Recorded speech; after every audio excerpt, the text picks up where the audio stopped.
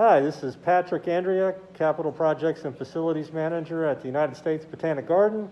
I'm here with Ken Puza at the production facility, and today he's going to talk about our RO system, reverse osmosis.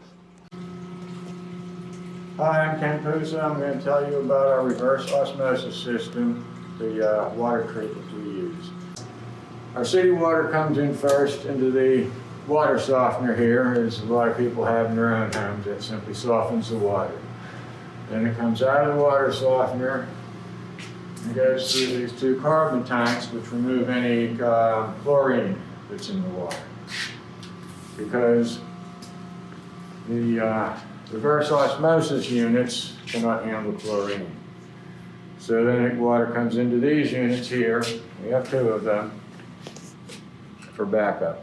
Basically pre-filters. Yeah, well, that's all pre-filter. There's a pre-filter in the back, but then the water comes in and goes through these membranes.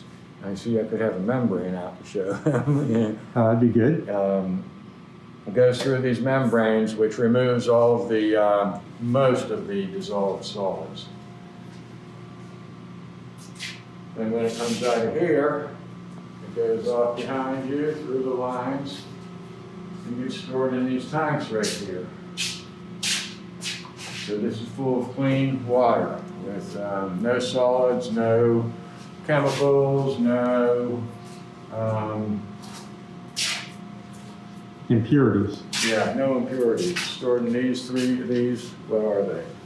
2, 4, 6, 8. And these 8 tanks down here.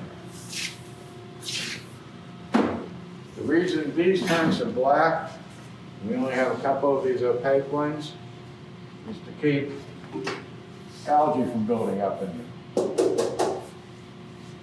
You So keep then the sunlight. water is stored in the tanks here, and then whenever the gardeners out in the greenhouse want to use the water, it's repressurized through this system here. It just pressures up the water to about 70 pounds. And it goes down the line down there, and then the gardeners can use it to water plants with clean water with no impurities or anything in it. All right. Thank you very much, Ken.